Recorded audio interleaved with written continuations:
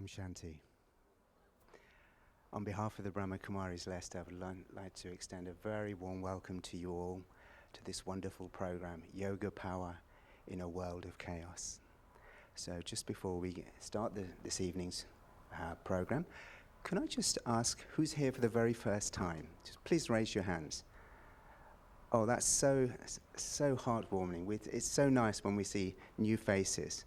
And who's here been before? Well, it's nice to see the old faces and definitely the new faces. But before we start, we always have some house rules. You know the house rules. It's something that we have to go through. It's quite mandatory these days. So if you have a mobile phone, may I ask if you can turn them onto silent mode, or even better still, if you can switch them off. During the event, there will be some filming and some photography taking place. So I would kindly request that if you don't want to be filmed or photographed, just turn your face away or point out to the ushers, and we will try to accommodate your request. In the unlikely event, and this is extremely unlikely, the fire alarm does go off, please proceed through the nearest fire exit doors, and the ushers, who are very well trained in this, will guide you to the exit doors, and please assemble at the fire point assembly in the car park. Okay, so it's so wonderful, it's so nice, because we're going to learn so much about what yoga power is, because I'm continuously learning about things about this, and hopefully today we'll shed some new light, new insight onto this. So to get the evening started, I'm going to invite Assistant City Mayor, Councillor Manjula Sood, who also happens to be the local ward councillor. So if you have any issues or problems, please speak to her afterwards, but not during the program, please, okay? And she's been a wonderful friend of the Brahma Kumaris for several years now. So she's going to share some of her experiences about yoga power. So without further ado, as they say, Councillor Sood, would you like to come onto the stage?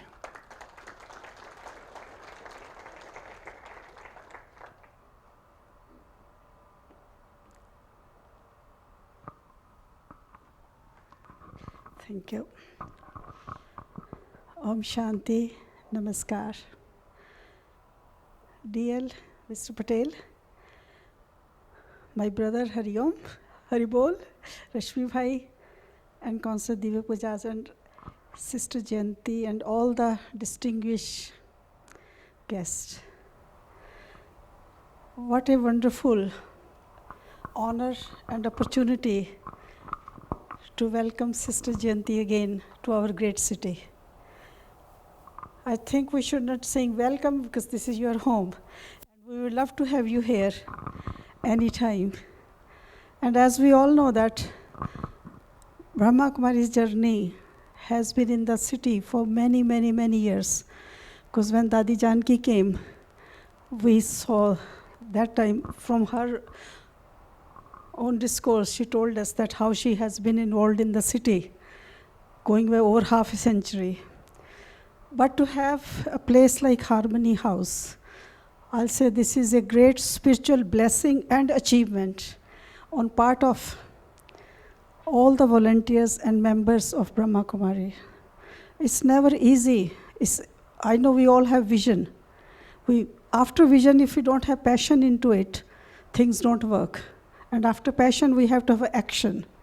And action is where more hurdles come up. First action is to raise funds.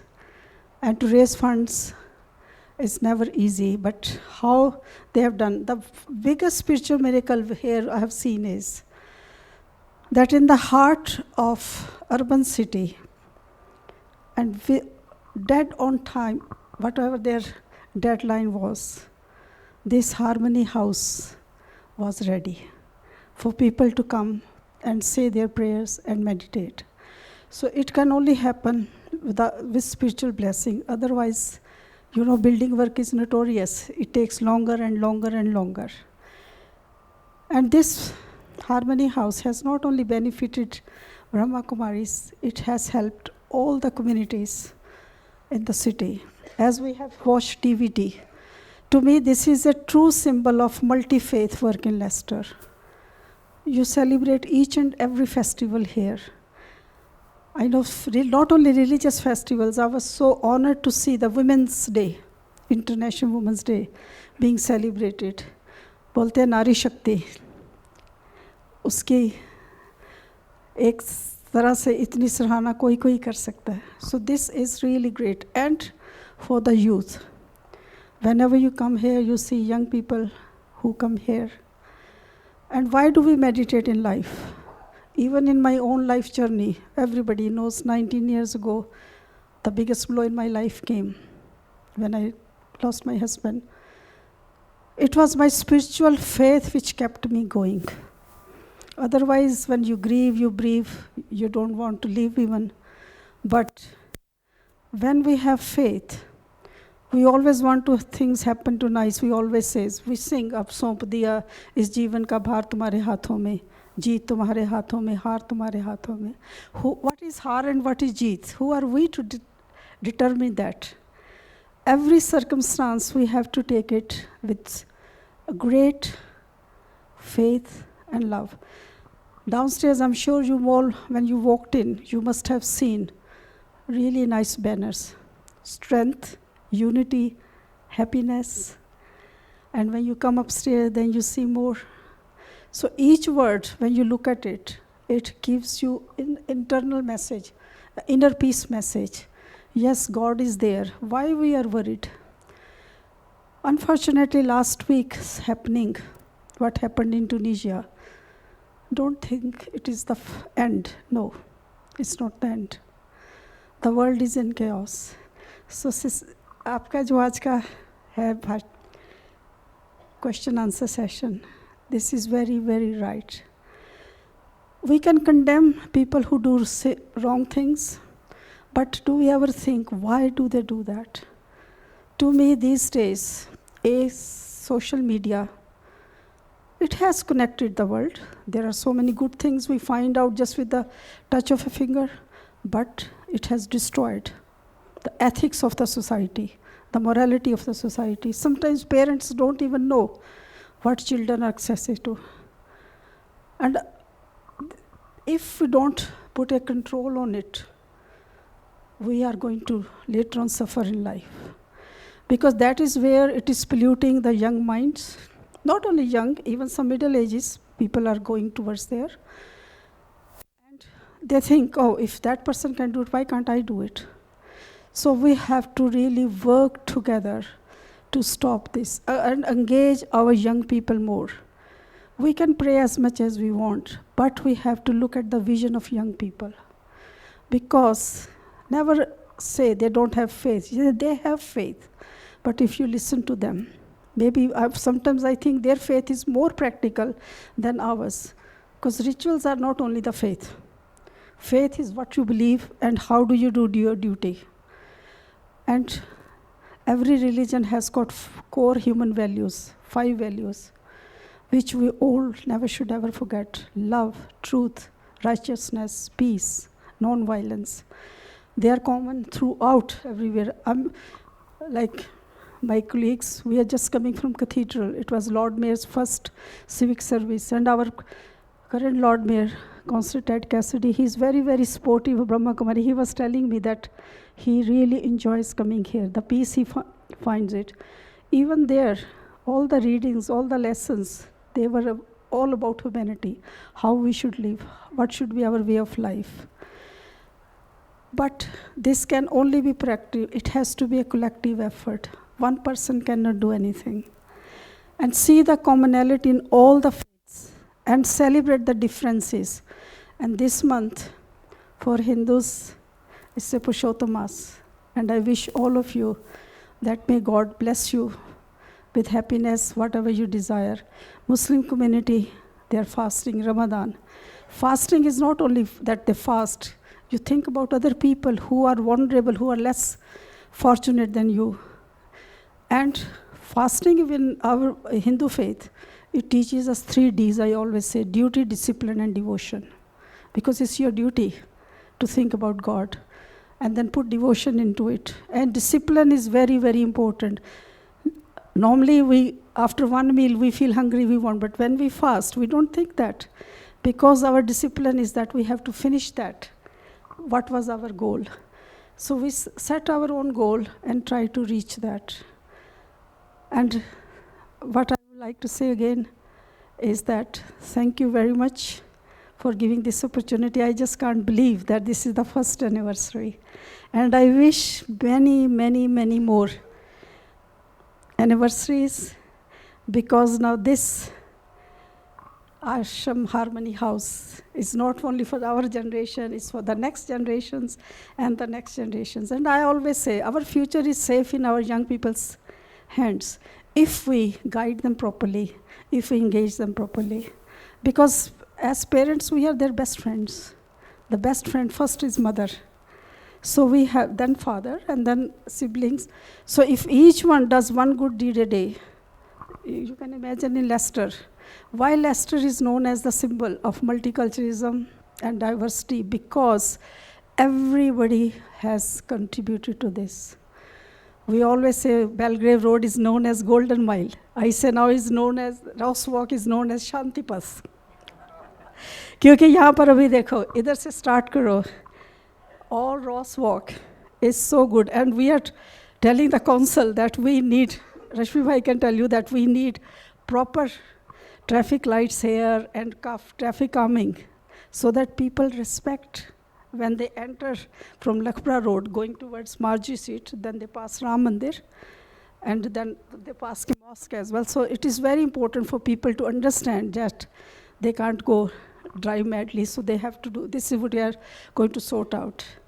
So Golden Mile is not only because of gold, as I've said, it's the people with their hearts, with their hard work, and they have made Golden Mile, which is now world known. And please, please, let's work together to keep it up.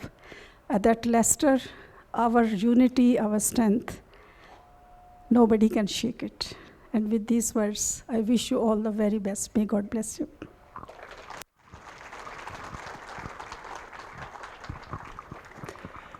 Thank you, Councillor Manjula Sud, for your very kind and words of wisdom. Tonight's event is really going to take place in the form of a question and answer session. So it's going to explore what yoga is and what yoga power is and how we can use it in our everyday lives. And we have a very special person today. We have Sister Jenti, the European Director of the Brahma Kumaris. And she's been a student, teacher, practitioner, and author of Raj Yoga for the last 37 years. And she's a wonderful example of how she sort of embeds this in her everyday life. And I'm sure she's going to share some of her secrets with us tonight. So please, Sister Jenti, if you'd like to come onto the stage.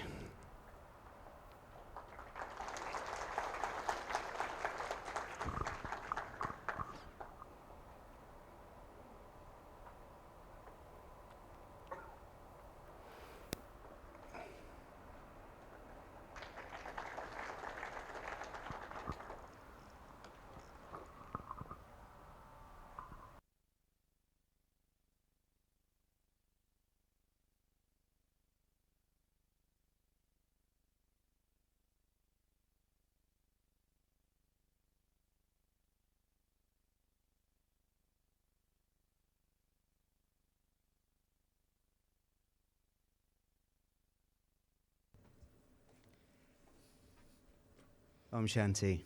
Now, you're probably hearing the words again. This is our first anniversary, and yet you look on the plaque, it says 20th September. Well, we're a little bit special. Like the Queen, we have two birthdays. We have the one for the Brahma Kumaris, which is June the 26th, and we have the official opening, which is the 20th September. So this is actually a celebration of the BK family, and this is one of the reasons why we've sort of managed to get Sister Jenti to Harmony House. So thank you for your wonderful presence.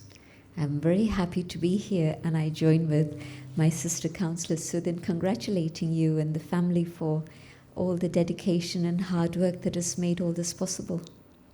Well, you can see that Sister Jenti has been very supportive of Harmony House from the videos and the slideshow that we had in the back, and she will continue to be one of our strongest supporters for the coming years. Sure. So, Sister Jenti, thank you for coming and sharing about this power of yoga in a world of chaos.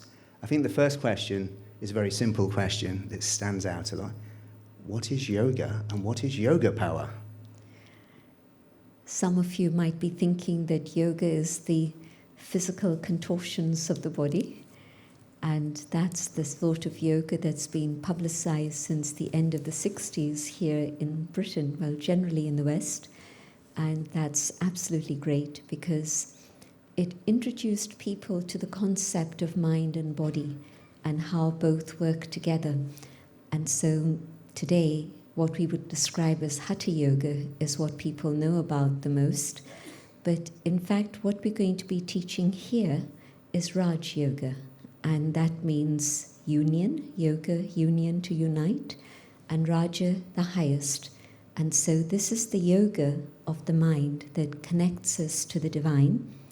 It's also the yoga through which we're able to regain mastery over the self, to become the ruler, the sovereign of the physical senses and even the mental faculties, my thoughts, my feelings, and so on. And so this is more the spiritual yoga. And so yoga power is not physical power, and it's not power over someone else, but rather it's the inner experience of the spiritual power that's able to deal with my weaknesses and help me go beyond them and turn around the things of my personality that I would like to develop in a positive direction. Okay. I just want to pick up you using the word spiritual power. Now, this has many connotations to the outside world. What do you mean by spiritual power? When I say spiritual, I'm using it in the context of the spirit, the soul, and the connection with the divine. And so when the soul connects with the Supreme, the power that you gain from the Supreme is not power on any external level. It's not the power of money. It's not the power of external authority. It's not the power of weapons, but it's the power through which you can shape your thoughts and feelings and personality in the direction of peace, of purity, of truth, of love, of the divine principles that my sister was talking about earlier. And so spiritual power is the power to be able to move in that direction that can create a world of peace and harmony. Then why do we need spiritual power? I mean, there's people out there who are doing a lot of good causes, politicians, religious leaders, scientists who are trying to improve the world. Why do we need this? Okay, here's a question for you. How successful have we been in making a world of peace happen? Not very. Look at the internet, look at the newspapers, switch on radio or television, and you know what's going on. Even in a time which we've called the time of peace since the end of the Second World War, I think it's over 200 something, maybe more, wars that have been taking place on our planet. And so even in peacetime, this is the condition. And so something's not working. Agree? Absolutely. I mean, and so why things are not working is because we're trying to work on a very external level. For example, you try and sign a treaty or you come to a peace agreement, but unless you've created peace within and created non-violence within the self, and you've created a situation of disarmament in personal relationships. How much aggro is there in personal relationships today? So everything starts from within. The human being is responsible for what's happening out there. No question about that. And so we believe very deeply that peace starts from within. And if the human being can be peaceful and have peaceful relationships with their neighbor, their family, their neighbor, the community, then we can start sending out those vibrations of peace to the world and hope to create a world of peace.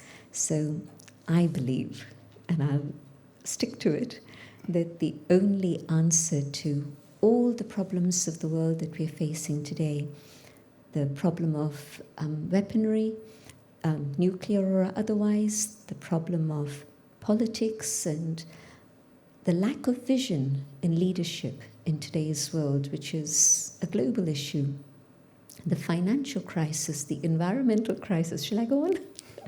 So all of these things for me actually represent a crisis of values. And where do values lie? Values don't lie in my bank statement. Values lie within the human spirit. And so it's actually a spiritual problem that we're facing, in the sense that we've eliminated spirituality and said, well, our world is a secular world, and that's what we have to deal with.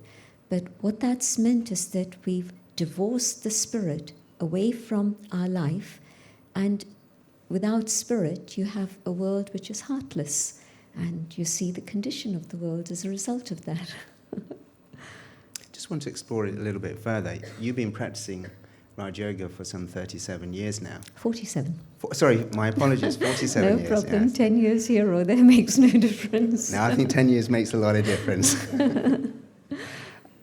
How has it helped you in your sort of everyday life? I mean, you face people from all walks of life.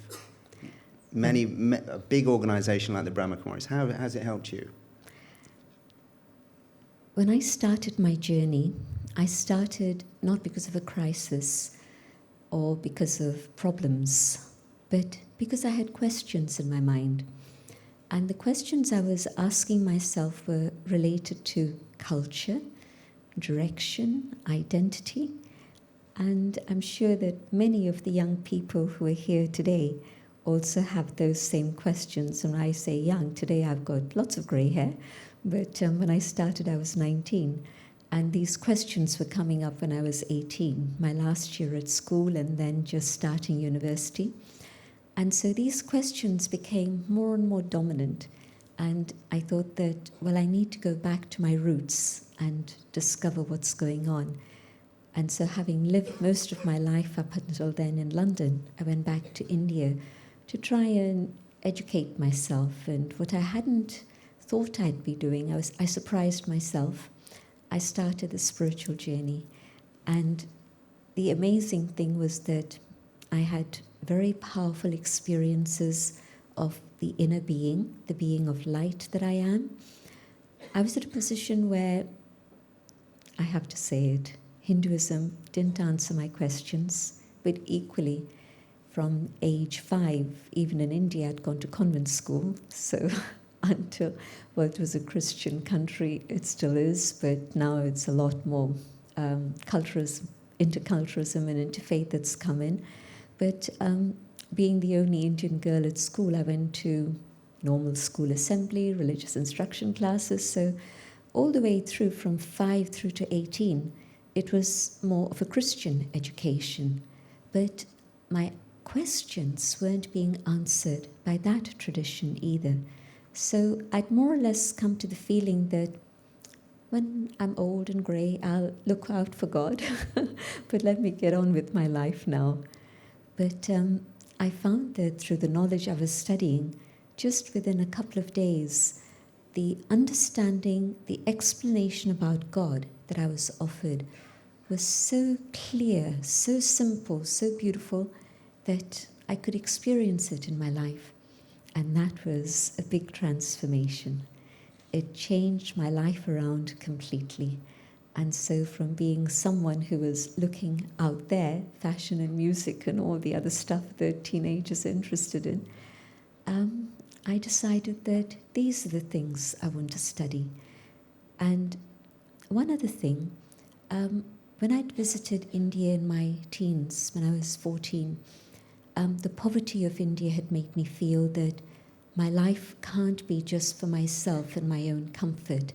My life has to be of some type of service, and I could never have imagined it would be spiritual service.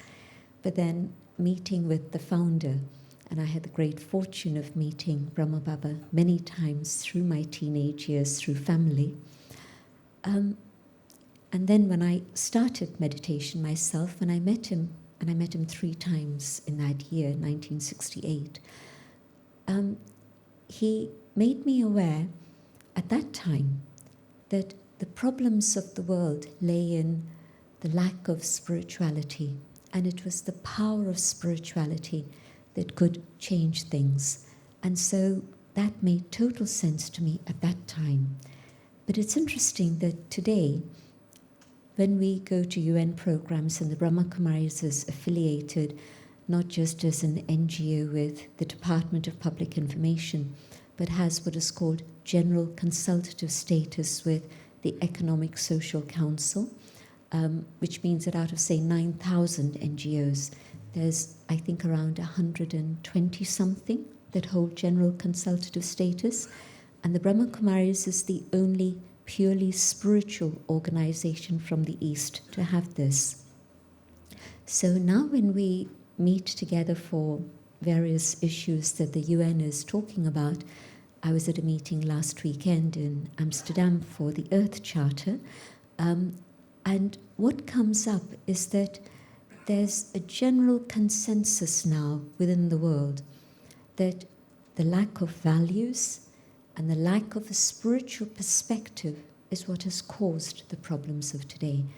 And so the changes that I've seen happen in the world and the huge exposure I've had to different faiths and traditions and people and the issues of the world has been an incredible education, which has broadened my horizons in an amazing way. So I'm very, very grateful. I just want to pick up a few points. You said you couldn't find the answers in Hinduism.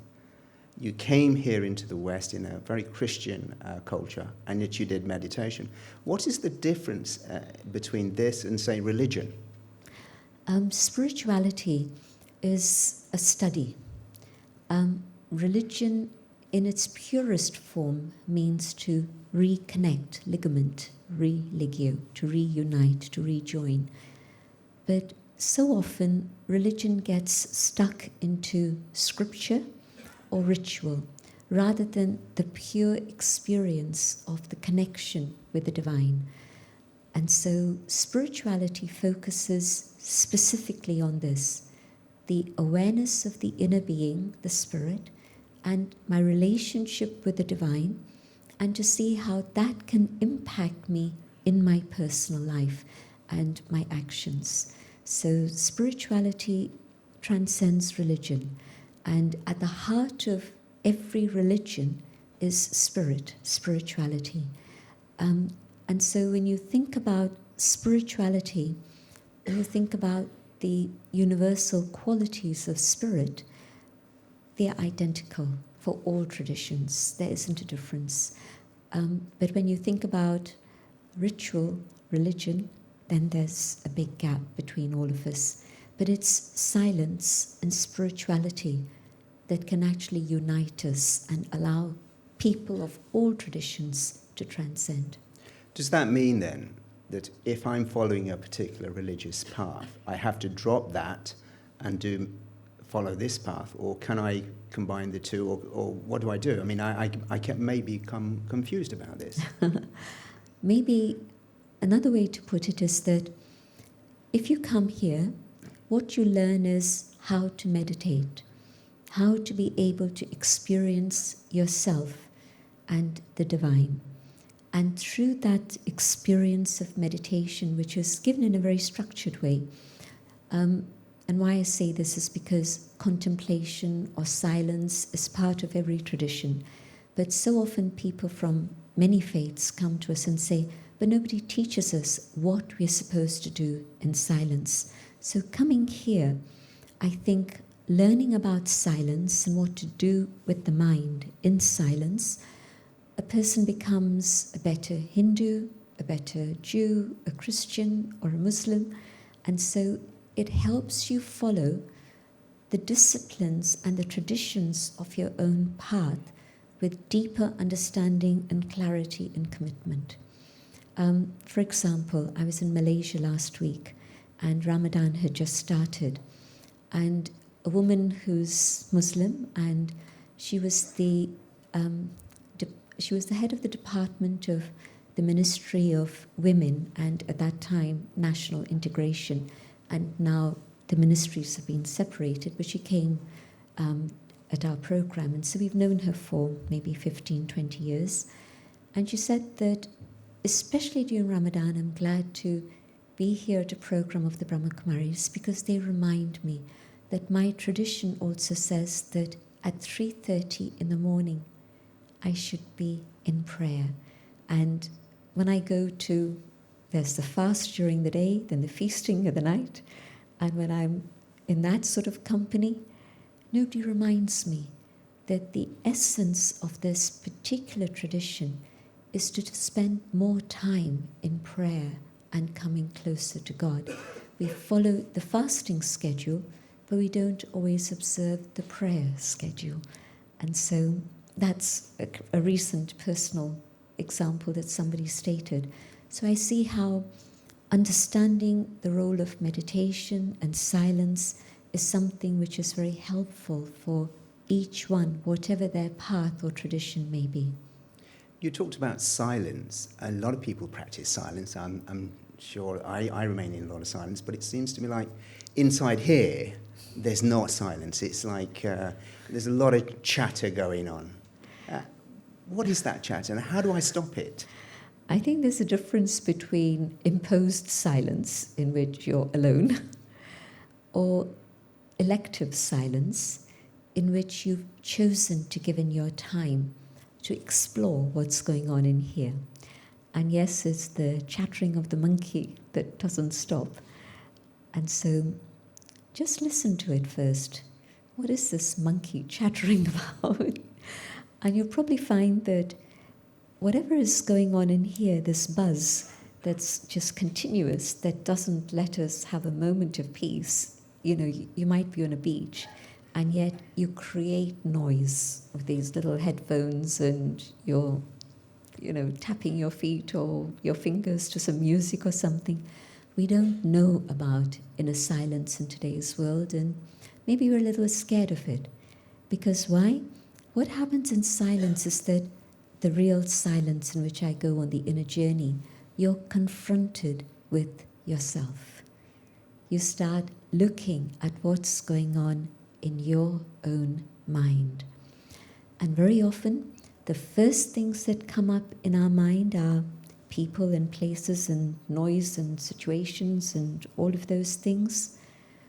Then the next thing that seems to come up are the things that carry a very deep impact on our feelings, which is usually the memories of pain or sorrow.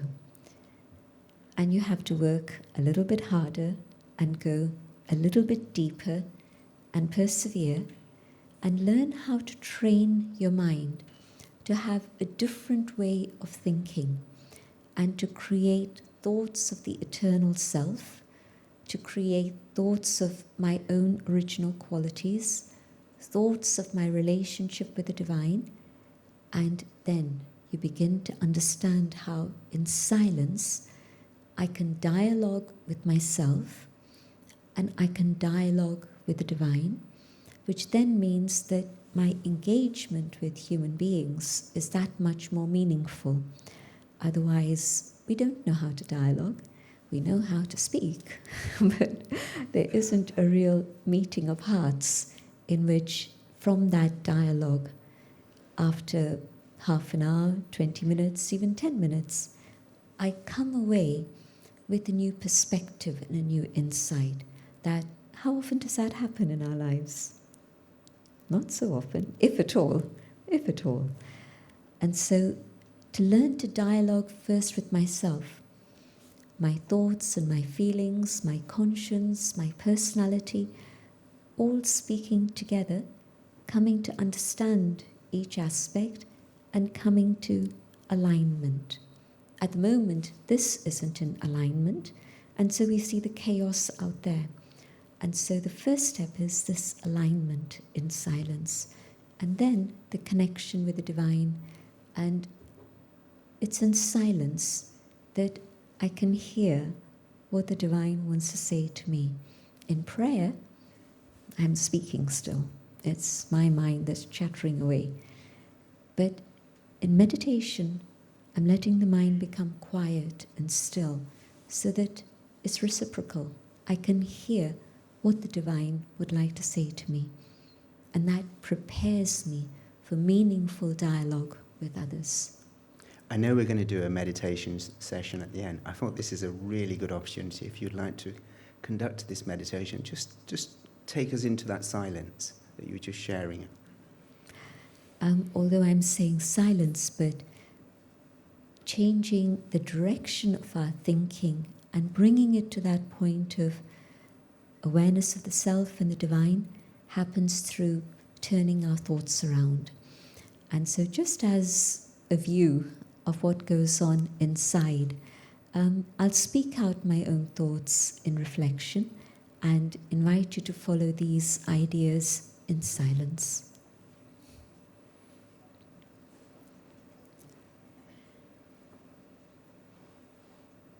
I let the body sit comfortably so that the mind can be free.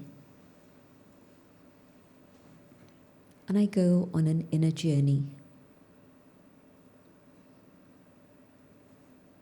Many thoughts moving in opposing directions. But I travel further inwards, going deeper and deeper within the self.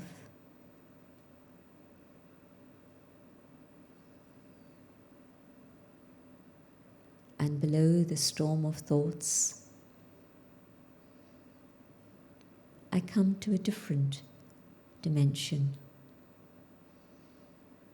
a space within my own inner world, which is sacred, where only I can enter. And I discover stillness within.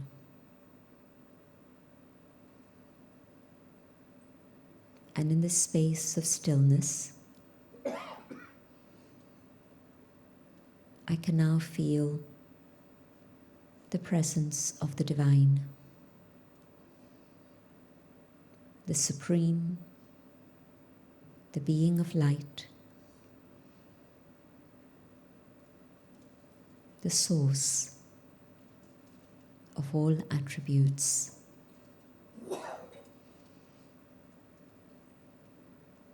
And from the being of love flows an ocean, unlimited love, unconditional love, non-judgmental love, a love that accepts me as I am, with no demands.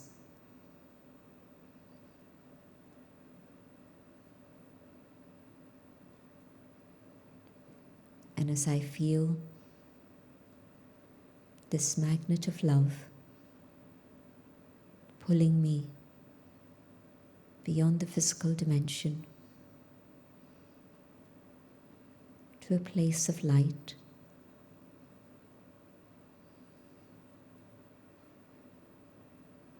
the power of this love begins to heal, and the sorrow and the hurt I've carried within myself settles and heals.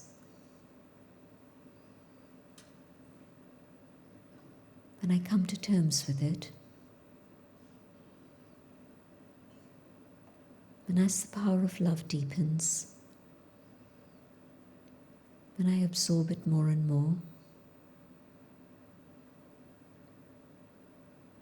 I can even let go and forgive.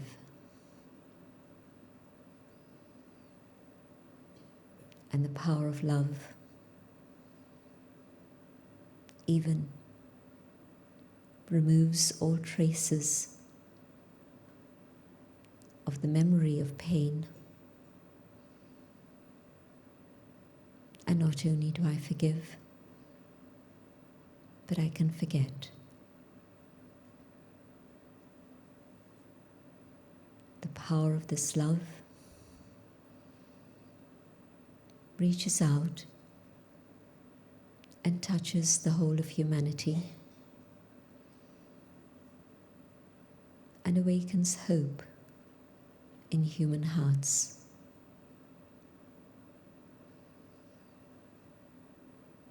The power of this love touches all forms of life so that they may be safe and protected. And the power of love touches the elements of nature so that nature returns to a state of calm and harmony.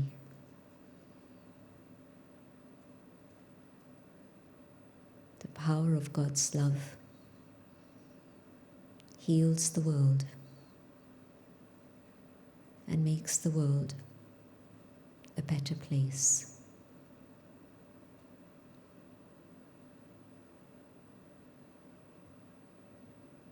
I hold this experience and this awareness of my connection with the divine, and come back to the awareness of the physical dimension.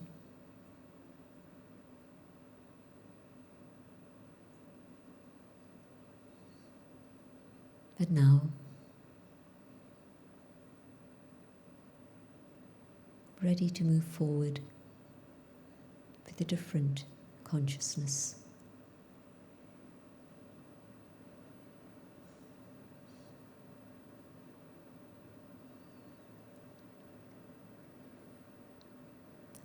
Om Shanti.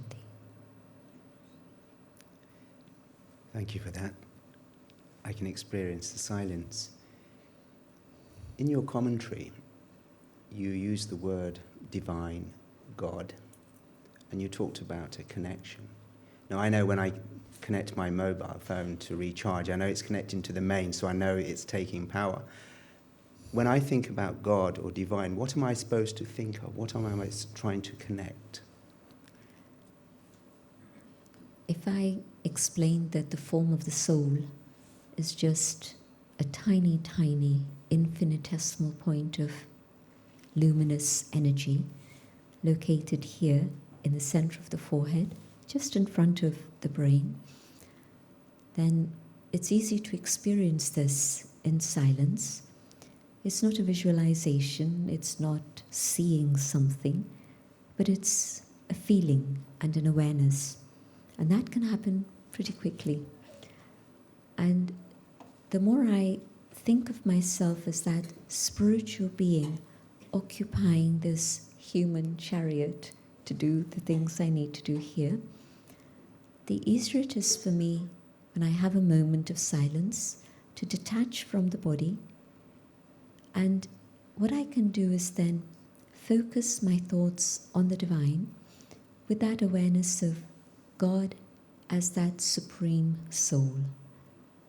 Use the word Atma for soul in Hindi, and Param Atma, Paramatma, the supreme soul. And so the supreme is also Atma, but supreme. Supreme in qualification, in attributes. So we have some love, but God is the ocean, the infinite ocean of love.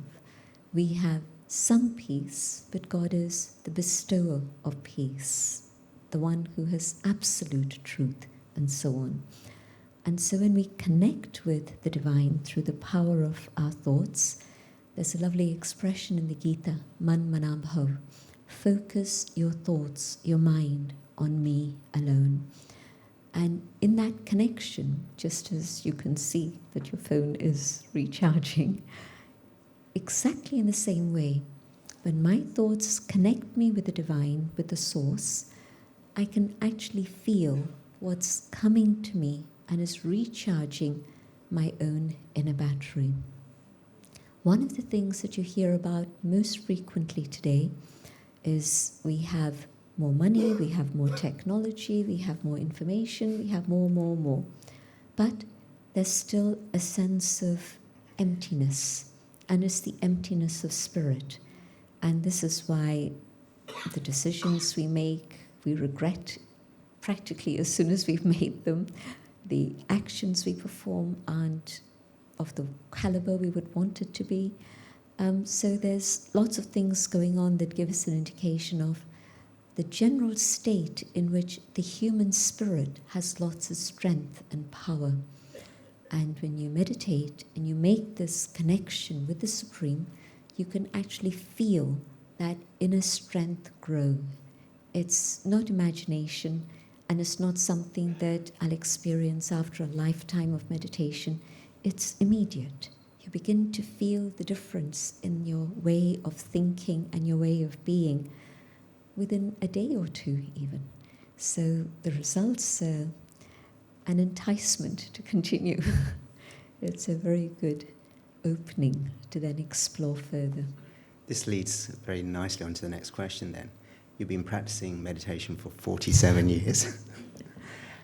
What has sustained you? What has motivated you to keep this connection going?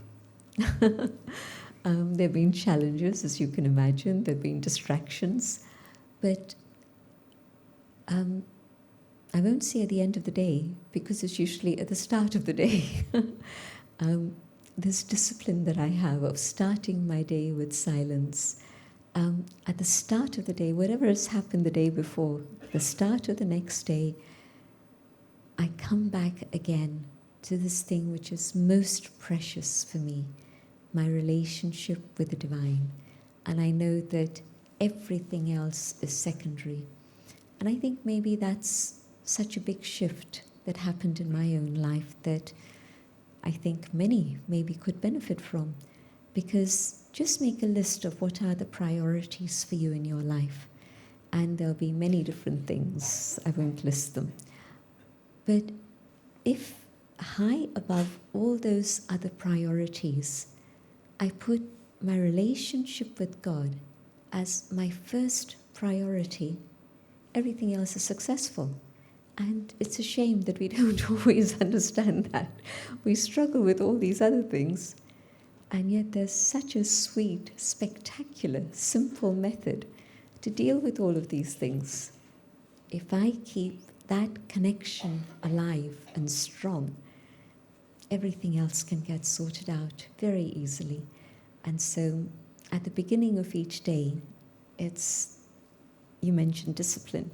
So that discipline of having time for myself sorts things out and puts things right and keeps me going.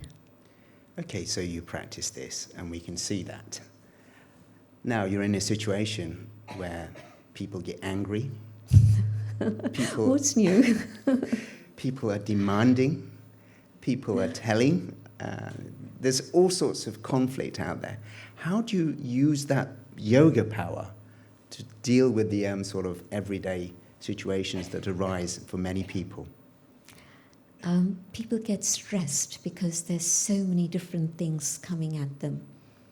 And if I take a step back, I don't let myself get stressed in the same way anymore that I used to. So you asked about changes in myself. I used to get very stressed, and today I can stand back, and if it's not appropriate to smile, I'll keep it quietly to myself. But really, you just have to smile, because everything is just a bit crazy, and it's not meaningful, it's not making any sense. And if I can hold my peace when things around me are chaotic, you know the poem, Kipling, but if I can be at peace, then I can bring calm to that situation. And one person being peaceful and even 3 others being stressed and a little bit chaotic, and bringing calm to the situation moves things forward in a smoother way. And it's not just at that moment, but that moment creates space for the others to also just pause for a moment and review what's going on, and then turn things around. It was a situation that came about a few days ago, and a few people who I work closely with, there were many things coming at them, so I can understand they were very stressed. And a discussion happened, and I just internally stepped back and just gave vibrations of peace. And the conversation came to an end, but of course feelings had been ruffled. But just again, continuing to send them good vibrations. And after a few hours, things had turned around completely. So it works. The power of silence works in a very beautiful way because vibrations are real. You know, when you said that when people come here, they feel that sense of peace. In its earlier incarnation as an industrial place, people wouldn't have said that they come in and experience peace. But what's going on here? It's meditation, it's spirituality, it's God's work. And so for sure, whoever comes in, whatever background, religious, non-religious, atheist, they're going to feel the vibrations of peace. Vibrations are tangible, they're real. It's not imagination. And so the vibrations we emit through our silence is not empty silence. It's silence which is very potent. It's filled with peace, it's filled with truth, it's filled with love. That silence has an impact. It's an energy that works. So it's not about sitting in postures. So if I was getting, somebody was testing me, do I just sit down in silence and I'm trying to reconnect with myself? What do I do? Exactly, that is what you do. Here's somebody getting angry, and if they upset me and I disturb my own inner state of peace, I'm going to react. And that's adding fuel to the fire. And the end result is not very nice. It's going to leave both sides with regrets. I wish I hadn't said this. I wish I didn't react in that way. But one person gets angry and you count 10.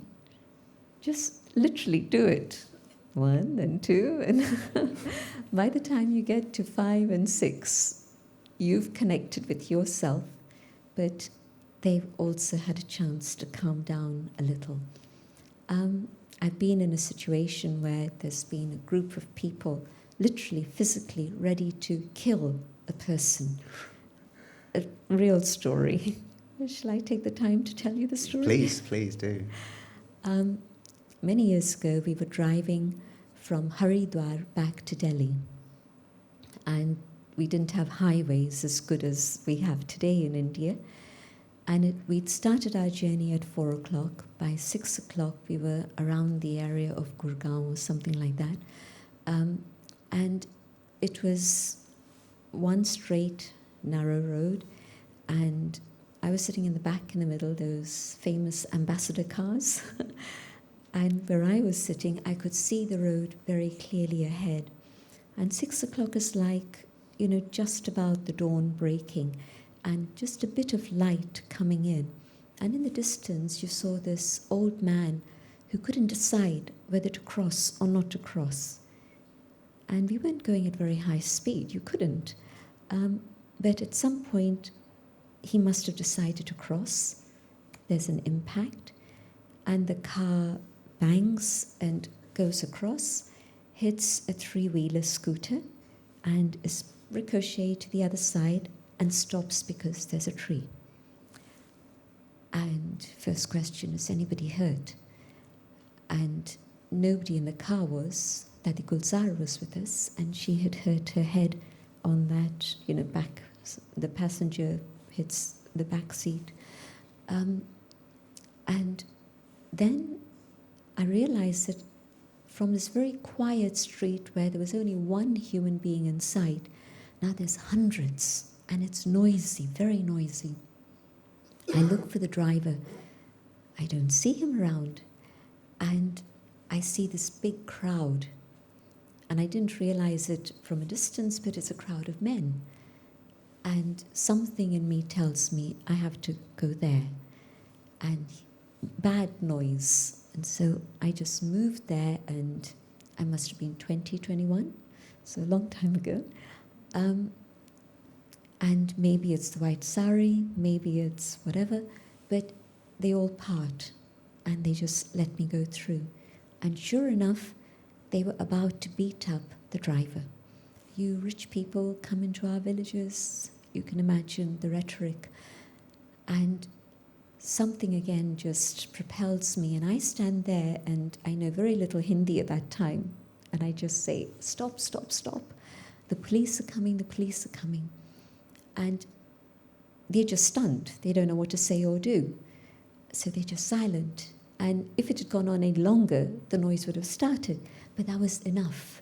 It was enough to buy the time to let the police arrive and take the man away.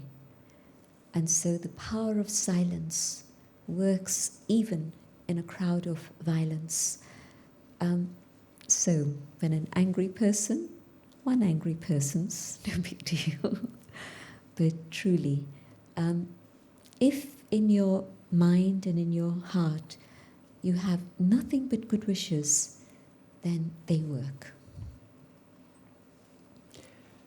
You shared some wonderful examples and the benefits of practicing meditation or yoga. How can people who've never done this before get started? Because we live in the West, a very busy lifestyle. We have a busy schedule with maybe it's families, maybe it's going to work early, coming back late. How can they take the first steps? If you're here, you've already taken the first step. And so a warm invitation to follow it up further. If you find these things curious, just curious, not even interesting, but just curiosity has been aroused, that's great. Come and find out more, and I think even one lesson, and we have regular classes and lessons, and they'll tell you about them, there's leaflets about them, but even one lesson is extremely valuable for your life, because that one lesson will help you understand a little bit more about what's going on in here. Where are these thoughts coming from? Why is my mind behaving the way it is? Is there a way in which I can do something about these feelings that come up that I don't necessarily want to come up? So all of this is explained just within one lesson. Can anybody do this? Absolutely. I first came across the Brahma Kumaris 8 years of age. I'm not counting that in my years of meditation, but that's where I got started. The seeds were planted way back then. And my father's now 91 years old. Daddy Janki is now 99 years old, and she meditates every day, so age is no barrier. From the photographs and slides you saw, it's for people of all colors, all races, all religions, no religion. Anyone. I think that's a very good time to sort of end this interview. I'd like to finish with a meditation. If you can go and take us into that deep silence once again. Thank you for your questions. Thank you.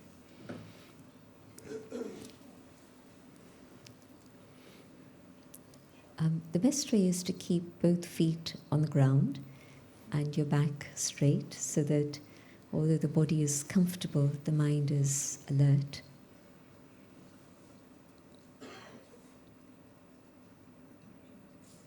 Going on the inner journey, I come to that awareness of the inner being that I am.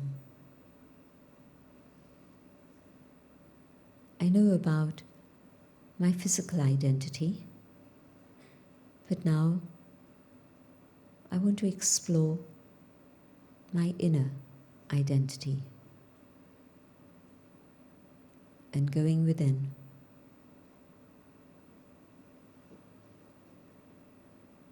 I see my thoughts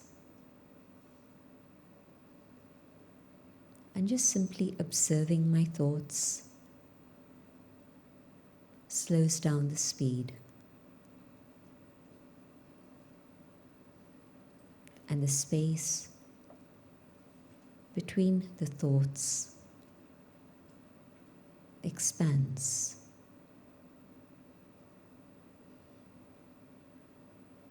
And in this space is silence. And in silence,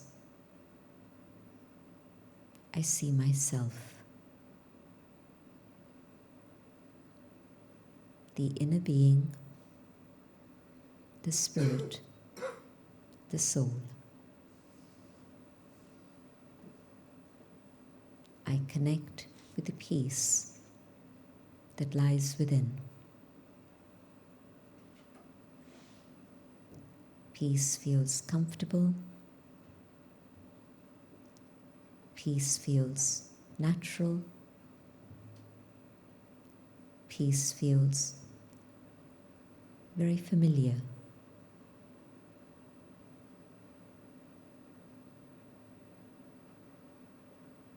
And in this awareness of peace, in a very easy way, my thoughts travel to the Supreme, the source of peace, of truth, of love.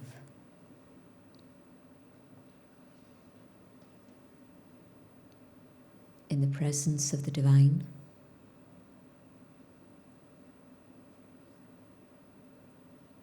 I feel the power of God's truth.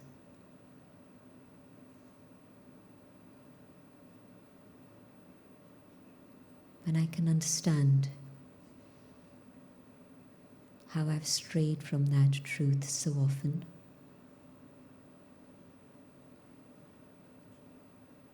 And now, as the vibrations of truth reach the soul, it becomes very clear what is truth and reality and what has been false and illusion.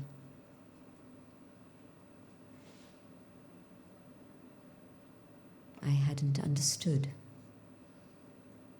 and so there had been confusion.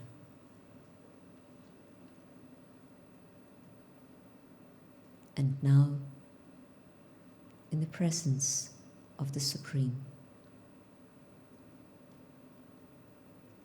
not only can I see the path of truth, but I can absorb from the Divine the power to follow the path of truth in my life.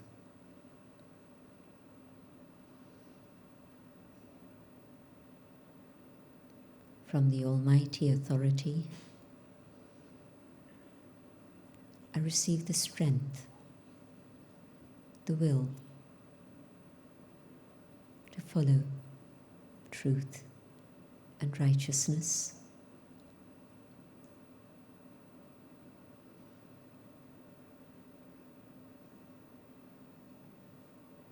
And the power of God's truth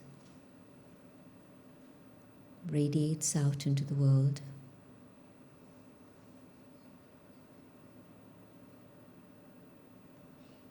eliminating falsehood, banishing darkness, so that the world moves into an era of light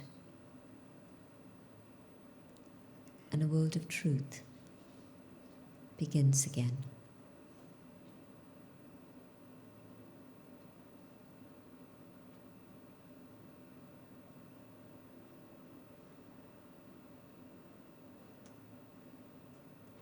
Keeping this connection with the Almighty.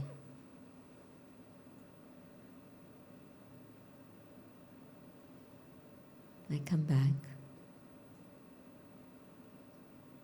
into the consciousness of the physical world, but fully aware of what I need to do.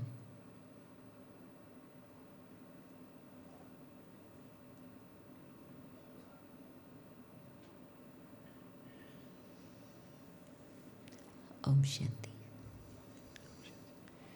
Thank you very much for that, Sister Jayanti. On behalf of everyone, I would like to thank Sister Jayanti for coming and sharing her thoughts on this very interesting topic, and especially to Councillor Manjula Sood for sharing her words of wisdom. Now, Sister Jayanti will give some Toli. It's a gift that we give at the end of every event, and you'll be guided by the ushers, so please give your cooperation in that. But I don't want you to clap, because I want you to maintain this atmosphere of silence. And if you want to show your appreciation, you can do so by waving one hand. This is how we greet each other in silence. Thank you for that. Before we conclude today's event with some Toli and blessing cards, just want to inform you of some of the events that are taking place next week especially. If you enjoyed today's sharing and your experiences, we have another session next week. It's on Saturday, 11th of July, 2 p.m. to 5 p.m, and the title is Deep, Deeper and Deeper Still. It will be conducted by two brothers, Jim and Paul Ryan, who've been meditating for some 30-odd years, and they have some wonderful experiences, and they'll make it very creative. So it's not just listening, it's very much visualization, interactive sessions. So it's not one-way traffic, definitely for you to participate, and I do hope you can come and bring your family and friends. It's open to everyone. That's next week, 2 till 5 p.m. And the other program we want to bring to your attention, this is called Guru Purnima. I hope my pronunciation is correct. Guru Purnima. And it's on the Thursday, 30th of July, from 7 p.m. to 8:30 p.m. And again, there's a lot of sort of deep insight to why things happen in the way it does. And I know Councillor Manjula said that we do celebrate all the festivals that take place, and I think this is one of those festivals that takes place that we are very proud to take part in. So thank you once again for coming. Thank you to our keynote speakers. And we're going to finish the session with some Toli and blessings, and you'll be guided by the ushers. Thank you very much once again. And please maintain that silence.